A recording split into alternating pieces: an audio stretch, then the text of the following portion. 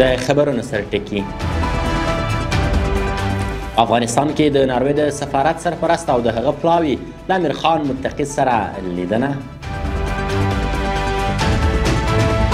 د مولوي عبدالولي حقاني په مشرۍ د پلاوي د ترکیې سفر پر مهال د کران له شرکتونو له رئیس سره کتنه. او په ختیځه اسیا کې د سختو سیلابونو پیښېدل. د لوی او مهربانه خدای په سپېڅلي نامه درونو لیدونکو سلام. د نن ورځې خبرونو ته ښه راغلاست. نن شنبه د روان کال د لیدۍ میاشتې 8مه نیټه ده. زه هدایت همت یم او دا هم بشپړ خبرونه.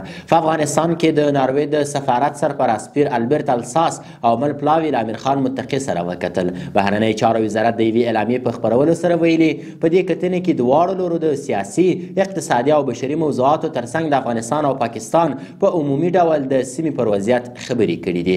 د بهرنۍ چارو وزارت ټینګار کړی دی چې د افغانستان اسلامي امارت د خپل متوازن او اقتصاد محوره بهرني سیاست له مخې د پاکستان په شمول له ټولو هیوادونو سره د متقابل احترام په اساس ښې اړیکې غواړي او هیله لري چې مقابل لوری هم د زور او بې ثباتي پر ځای د خبرو اترو او د ثبات انتخاب ته لومړیتوب ورکړي. د خبرپاڼې له مخې د ناروې سفارت سرپرست پیر البرت الساس په کونړ، خوست او پکتیکا ولایتونو کې په هوایي بریدونو کې د ښځو، ماشومان او ملکي وګړو په نښه کول د اندېښنې وړ ګڼلي دي او په اړه یې د تسلیت مراتب وړاندې کړي دي. دغه راز یې څرګنده کړې چې هیواد یې له افغان حکومت سره د رغنده تعامل ملاتړ کوي.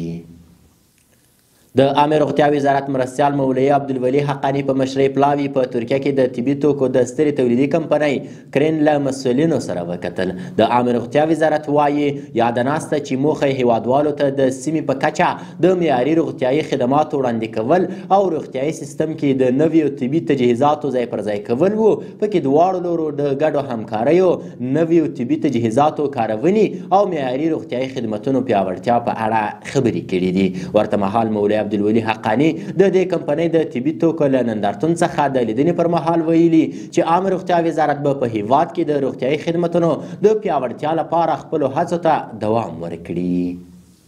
د ایران د خراسان رضوي ولایت د فرهنګي میراثونو ګرځندوی او لاسي صنایع عمومي رئیس سید جواد موسوي د هرات له جامع جومات، د اختیار الدین له کلا، موزیم او د دارالفنون څخه لیدنه کړې ده. د اطلاعات او فرهنګ وزارت وایي موسوي د یادو ځایونو د کتنې پر مهال د هرات له هنري او تاریخي ظرفیتونو قدردانۍ کړې دی او د دواړو ولایتونو ترمنځ د فرهنګي اړیکو د پیاوړتیا، د تجربو د تبادلې او ګډو پروګرامونو د ترسره کولو پر اړتیا یې ټینګار کړی دی. د غیراني پلاوي د هرات د اطلاعات او فرهنګ د ریاست له مسؤلینو سره د ګرځندوی د پراختیا او لاسي صنایعو د ملاتړ په برخه کې د همکاریو د پراخېدو په تړاو هم خبرې کړي دي. په ورته وخت کې د هرات د ځینو سیاحتي شرکتونو مسؤلینو د ایراني پلاوي سره په لیدنې کې د افغانستان د اوسیدونکو لپاره د درملیزو او سیاحتي ویزو په صادرولو کې د اسانتیاوو غوښتنه کړې ده.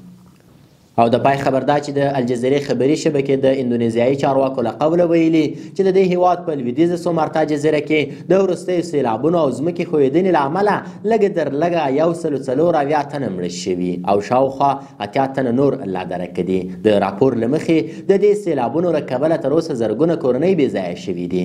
ورته مهال د تایلند دولت اعلان کړی چې د دې هیواد په 8 سویلي ولایتونو کې سیلابونو له امله 154 تنو ژوند بایللی دی.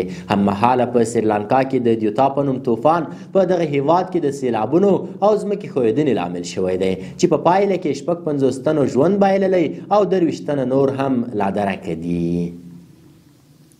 د خبرونو پای له ملتیا مو مننه.